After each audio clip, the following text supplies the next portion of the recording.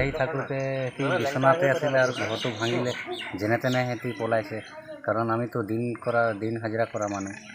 আমিতো সদায় তেনেকুৱা জাগিও থাকিব নোৱাৰোঁ কিন্তু চৰকাৰে আমাৰ একো ব্যৱস্থাও লোৱা নাই কিবা দিব লাগিছিলে সেইটোও দিয়া নাই আমি আশা কৰোঁ যে চৰকাৰক যে কিবা একটা ব্যৱস্থা কৰি দিয়ে এইটো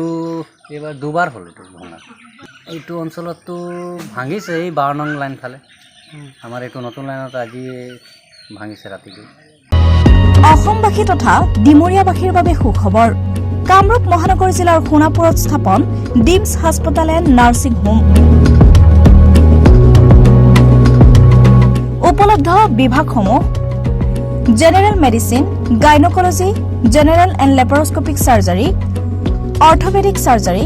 paediatrics and neonatology palliative medicine pain clinic dermatology ENT urology দুৰ্ঘটনা আৰু জৰুৰীকালীন সেৱাৰ বাবে 24 ঘণ্টাৰ উপলব্ধ ডিমছ হাস্পতাল এণ্ড নাৰ্ছিং হোম অত্যাধুনিক সা-সুবিধাৰে পৰিপূৰ্ণ ডিমছ হাস্পতাল এণ্ড নাৰ্ছিং হোমত উপলব্ধ digital x-ray 24 hours pathology ECG PAC clinic 24 hours RMO doctors ঠিকনা বৰঘাট সোণাপুৰ কামৰূপ মহানগৰ জিলা যোগাযোগৰ নম্বৰ 8009040080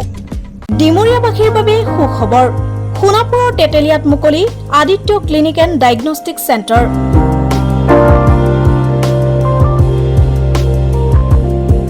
য'ত ৰোগীৰ বাবে উপলব্ধ